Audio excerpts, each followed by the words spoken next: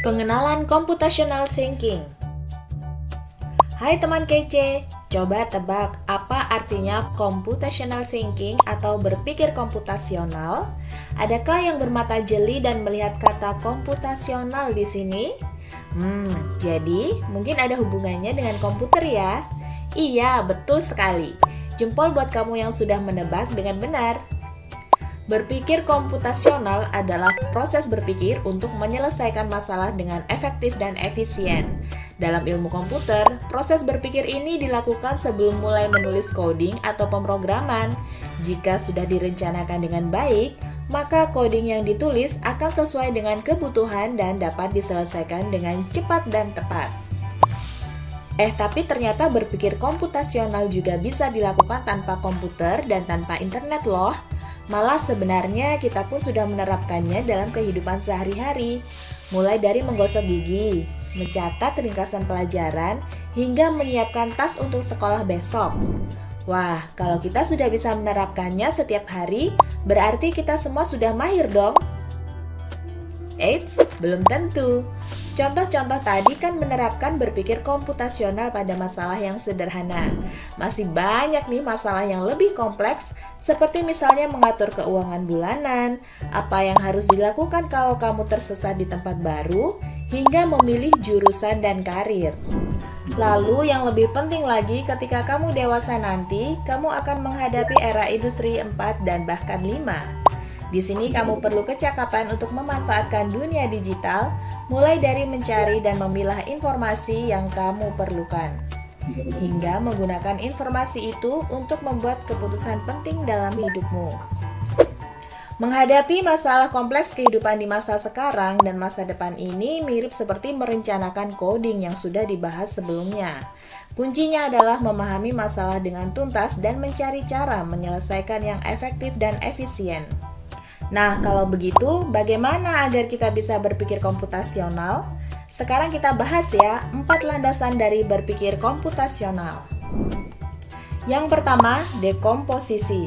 Dekomposisi artinya membagi masalah kompleks ke bagian yang lebih kecil agar mudah diselesaikan. Misalnya, kamu ditunjuk jadi ketua panitia lomba 17-an. Maka, untuk memudahkan pelaksanaan, kamu bisa menunjuk panitia bagian acara, konsumsi, publikasi, keamanan, dan lainnya. Yang kedua, pengenalan pola. Artinya mencari kesamaan dan pola di antara bagian-bagian masalah kompleks yang sudah dipecah. Misalnya, kamu hendak melipat dan menyimpan jemuran di rumah, maka kamu perlu bisa mengenali jemuran milik ayah, ibu, kamu, adik, dan milik bersama seperti spray, handuk, dan lainnya. Ini karena jemuran-jemuran itu perlu disimpan di tempat yang berbeda. Yang ketiga, abstraksi. Artinya fokus pada informasi yang penting saja, mengabaikan detail yang tidak diperlukan. Misalnya kamu hendak menceritakan pengalamanmu berwisata ke luar kota. Tentunya kamu mengalami banyak hal dari mulai berangkat di bus, berfoto bersama, makan di restoran, menginap di hotel, hingga perjalanan pulang. Tapi nggak mungkin kan kamu ceritakan semua kejadian dengan detail pada teman-temanmu. Pasti mereka bosan kalau kelamaan. Jadi kamu harus menyaring beberapa kejadian yang menarik saja untuk diceritakan pada teman. Yang terakhir, algoritma. Artinya membuat langkah-langkah penyelesaian atau membuat aturan yang diikuti untuk menyelesaikan masalah. Misalnya kamu diberi daftar belanja di supermarket oleh ibu. Ada minyak goreng, telur, roti, sayur, dan kopi. Lalu kamu harus buru-buru karena ibu sudah mau memasak dengan minyak goreng itu. Nah, kalau seperti ini, satu cara yang efisien misalnya mulai dengan mengambil barang yang paling dekat dari pintu masuk hingga terakhir yang paling dekat dengan kasir. Nah, itu dia 4 landasan berpikir komputasional yang perlu diterapkan untuk memecahkan masalah yang kompleks. Lalu berikutnya, apakah ada cara untuk mengasah kemampuan berpikir komputasional? Tentu ada. Selain bisa coba kamu terapkan ke masalah sehari-harimu, kamu bisa juga latihan soal untuk mengasahnya. Misalnya, gurumu akan memberikan soal-soal computational thinking di mata pelajaran matematika, bahasa Indonesia, dan IPAS dalam kurikulum mereka. Setelah kalian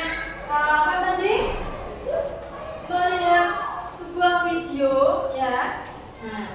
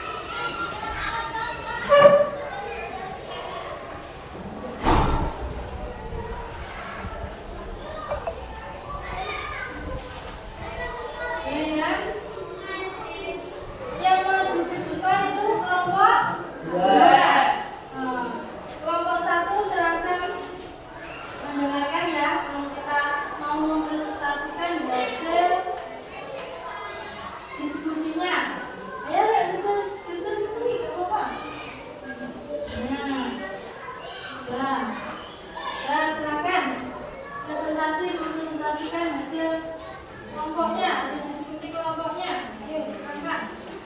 Assalamualaikum warahmatullahi wabarakatuh. Waalaikumsalam warahmatullahi wabarakatuh. Kami akan mempresentasikan hasil dari diskusi kelompok 2. Nah,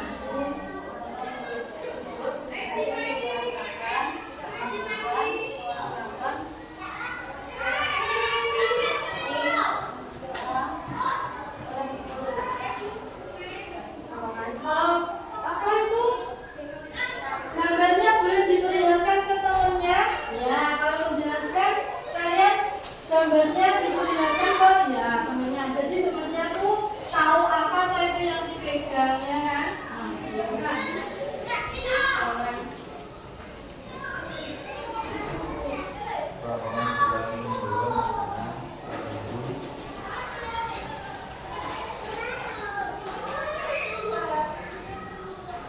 membawa makanan dari mulut ke lambung melalui udara atau yang disebut digestif. Tiga lambung, kami berfungsi untuk menunjukkan makanan dengan sifat digestif dan asam lambung. Setelah dihasilkan, makanan akan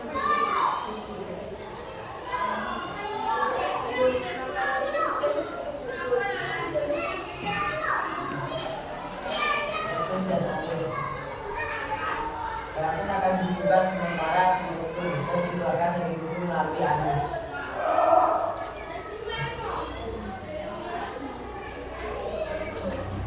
Kemudian presentasi dari kami. Assalamualaikum warahmatullahi wabarakatuh. oke, kita beri tepuk tangan untuk kelompok. Oke, selanjutnya kelompok 1.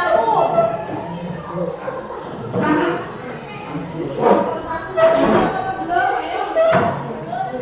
Silakan maju ke depan. Hasil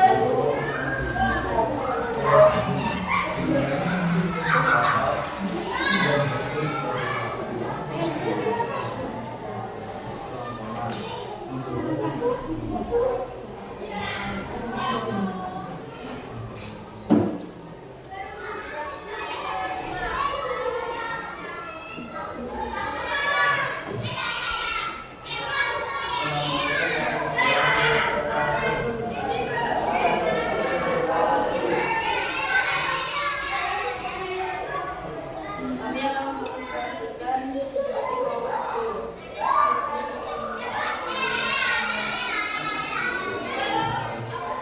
Anak-anak masuk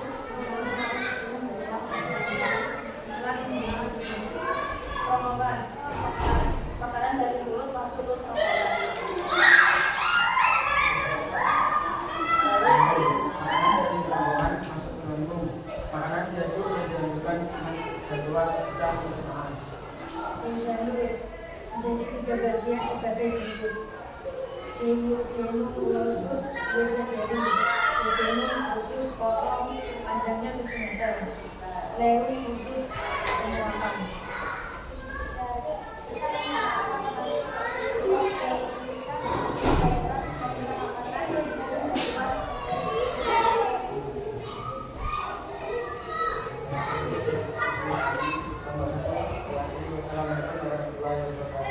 Waalaikumsalam warahmatullahi wabarakatuh.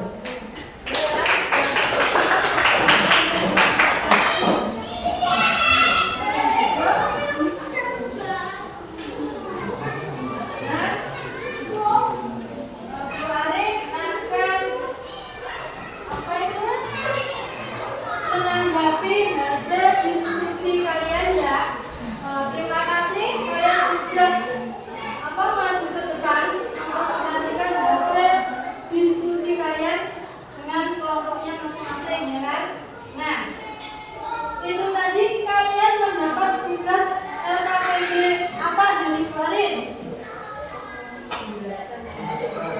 Menjelaskan fungsi dan pencernaan pada manusia. Nah, berarti itu kalian kaitkan dengan apa? Berpikir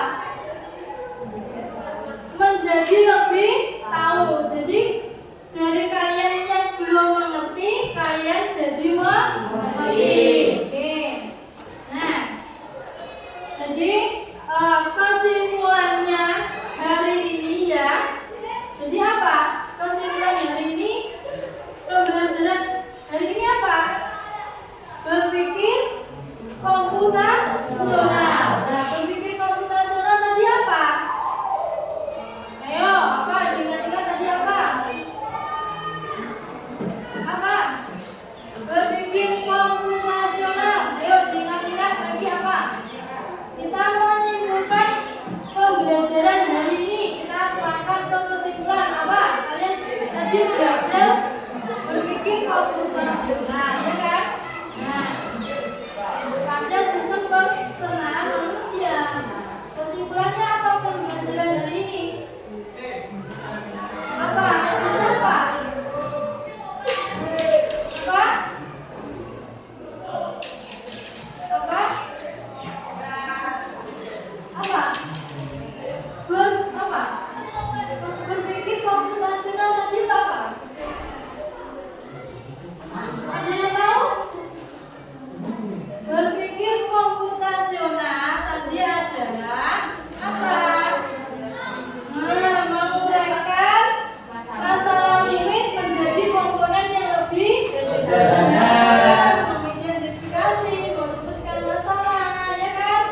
Nah, di dalam berpikir komputasional tadi ada 4 komponen, apa saja? Algoritma, kemudian apa? Apa? Pengelolaan, pengenalan pola, atraksi sama dekomposisi. Ayo, diingat-ingat lagi ya.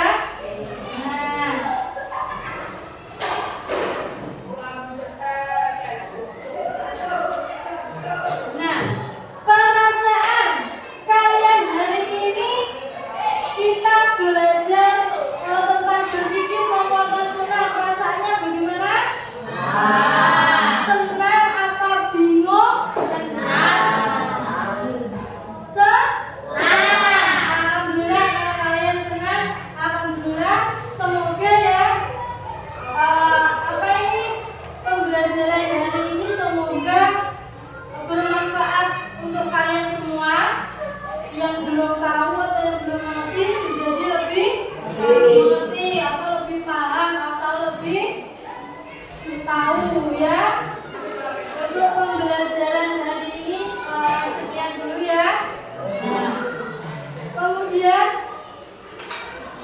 untuk tugasnya ya, tugas kalian di rumah nanti itu adalah kalian membuat poster tentang pencernaan manusia.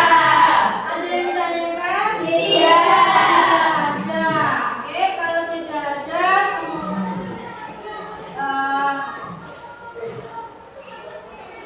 Kemudian kalau tidak ada yang tanya, ya untuk materi selanjutnya itu kalian pelajari di rumah lagi ya. Kalau kalian pelajari di rumah ya, akan dibahas pertemuan selanjutnya. Dan untuk hari ini, pembelajaran hari ini nanti kalian pelajari lagi ya, lebih